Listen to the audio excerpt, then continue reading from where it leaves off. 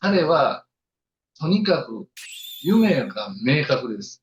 心もしなやかです、彼は。ワールドシリーズでこの一球っていう緊張状態と、今日学校行きたい、今日会社行きたい、でも行けないっていう人の奥底にあるものは同じなんです。山本選手といえばブリッジややり投げなどユニークなトレーニングが話題になっています。そのトレーニングを指導されているのが矢田先生ということをお伺いしております。山本選手自身も先生が僕の体を作ったとお話ししていると聞いています。今日はその体づくりについてお伺いさせていただきます。矢田先生、本日はよろしくお願いします。よろしくお願いします。まず最初に、矢田先生が山本由伸選手を初めて見たとき、どんな印象だったんでしょうか。普通の青年でした。特別な印象は何もありません。僕は同い年ぐらいだったとしたら、一緒に遊んだら楽しい子やなっていう風な簡単な捉え方で、特別にすごいなとかいうのは全くなかった。一緒に遊んだら楽しいなっていう印象だったんですね。やんちゃな感じだったんでしょうかね。そうなんです、そうなんです。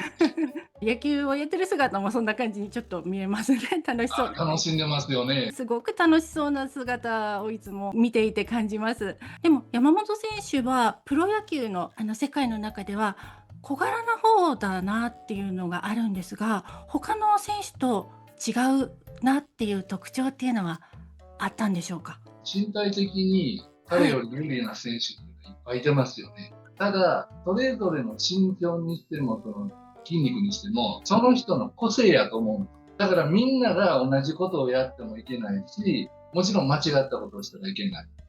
その人個人の最適なもの、必ずありますね。だから、そういうふうに体が大きい、小さいとか、筋力強い、弱い関係なく、彼はとにかく夢が明確です。それに対しての目的、目標、また計画も明確です。ですから間違ったことさえしなければ彼は思い通りに成長していくと思います。そこが他の人と違います。投げている姿を見るとなんかしなやかな動きという感じが印象があるんですが、怪我をしにくいような気がするんですが、その理由というのはどこにあると思いますか。心もしなやかです、彼は。それと同時に、その一般的なスポーツの現場っていうのは、部分的に分けて考え、意味付けをしますよね。それが間違ってなくてもくっつけたらバラバラなんですよ。それの矛盾が怪我を起こすんですね。彼は分けてものを捉えずに、全て同じものの捉え方なんですね。だから、手は手、足は足、それをこういうふうに動かしましょうじゃなくて、目的に向かって全身がどう動くかだけなんです。ですから僕たちもスポーツっていうものを動きとか動作とか捉えてないんです。すべて意思を持った行為行動として捉えてるんです。そこが普通と違いますよね。どこが悪いとかどこの筋力が弱いとかっていうのは矢田先生が山本選手を見た限りですぐピンとくるとは思うんですが、それとも何かこう客観的に確認する方法っていうのがあるものなんでしょうか。独自の検査機、キネティックラボセンサーっていうのがあるんはい。です。それはもう専門家が専門的に使って、それを使うことも専門家でないと分からないし、そこに出てくる情報も専門家でないと分からないっていうものなんですけど、それを持ってすれば、熟知した人は僕と同じように、例えば山本君見たとしても、あ、彼はこういうふうになってるんだっていうことは分かるように。プロの方が見ないとわからないものなんですね。その機械というのは何が測れるとかっていうのを教えていただくことできますか。企業秘密ですけど、秘密がない程度に、簡単に言うと、首であったり、体、体幹ですよね。で、手を一本一本、足を一本一本。それを任意のポイントで、特殊な方法で誘電率を測る。それによって客観的な評価ができるんですけど、そうしたら、手と足はこう動いてる、体がこう動いてる、首はこっち向いてるっていうのをくっつけたら、あ、こんな形で投げてるよね、みたいなのがわかります、ね。部分が分かって全体が分かるような、それはでもプロの方しか分からないもそうのなんでなんです。すね。そうなんです。そのために我々も毎月、そのセンサーを使いこなすための勉強会を行っているような状態なんです。数字が出たとしてもそれを読み取るプロがいないとわからないですものそうなね。んです。プロじゃなくても何かこう測るものがあったら一般の人でも体壊さないで鍛えられるような気がするんですけど。例えば一般の方でしたら、少なくとも自分がどういう状態であるか。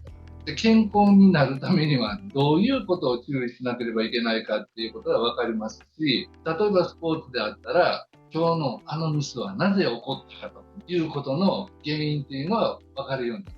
この機械はでもプロ用しかないんですかね。そうなんですね。ごめんなさい。でも一般の方でも使えるような機械があるよということをちょっとお話をお伺いしたんですけれども、どんな感じのものか教えていただくことできますか？元になるのがキネティックラボセンサーっていうんですね。で、今回はその自分で測定してそういうことが分かるっていうキネティックラボリンクっていうのが新しくできるんです。それは僕がそれを使うっていうことで、僕の経験値がそこの中に詰まってるんですけども、だからプロ用じゃなかったんです。でもその僕の経験値っていうものが今度自分で測ってそこに配信されてくるっていうものを今作ってるんで、それがもう出来上がりますから、きっと皆さんのお役に立てると思います。その機械を使うと一般の人でもそういう数字的にここが弱いよとか、ここをトレーニングした方がいいよっていうのが分かるということなんでしょうか？例えばここが弱いよ、これが悪いよっていうのは個人的に言うと聞きたくない部分なんですね。なんか欠点の荒探しみたいじゃないですか。そういうことではなくて、今こういうことに気をつけるともっと良くなりますよ。そういうような形が生活の面である。例えば目的を持った動きであっても、それに基づいて考えるとここをこうしたらもっと良くなりますよっていうふうな形でお伝えできるようになっています。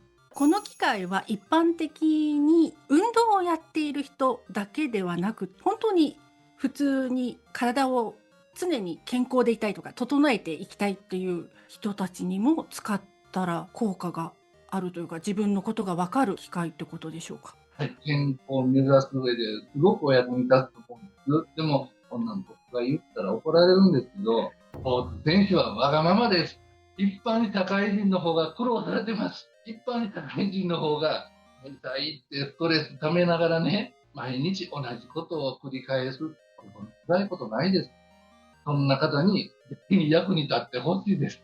そうですね。でもプロの方の方がもちろんストレスとかはあるとは思うんですが、一般の人もかなりストレスは溜まっていると思うので、その機会ででもどこがもうちょっとこうした方が良くなるよっていう体の改善を提案してもらうとか、そういう数字が出るとかだとなんか前向きに生活ができそうな気がしますね。でもう一つ、心のアドバイスも書いてます。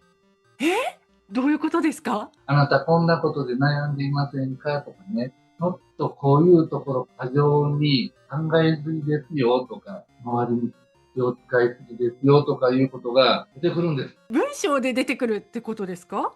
それはその体の状態をこの機器で測ったら分析されて出てくるっていう先生の経験値がそれに詰め込まれてるから出てくるってことなんですか？はい。人間の体どこを切っても金太郎なんです。単純にね、自信のない人で、こないしてても洗い張りってわかりますよね。自信のある人がこないしてても、いやこの人使いがたいなって思いますよね。ちゃんと体に現れるんです。それを測定値から逆算していったら、あ、心の状態こんなことですねっていうアドバイスまで出てきます。そのストレスとかこんな状態を改善するためにこんなことをやるともっといいよみたいなアドバイスも出てくるってことですか？正解です。すごいじゃないですか。そうですよ。単にこう運動機能を測るだけじゃないんですね。はい、全部ですね。先生がこの機械を使ってもらいたい方っていうのはどんな方に使ってもらいたいですか？正直に言って、ワールドシリーズでこの1球っていう緊張状態と、今日学校行きたい、今日会社行きたい、でも行けないっていう人の奥底にあるものは同じなんです。ですから、もう全ての人に、どんな人にでも役に立ててほしいです。そこが同じだとはまさか思いませんでした。ありがとうございます。はい。とても勉強になりました。いいお話聞かせていただきました。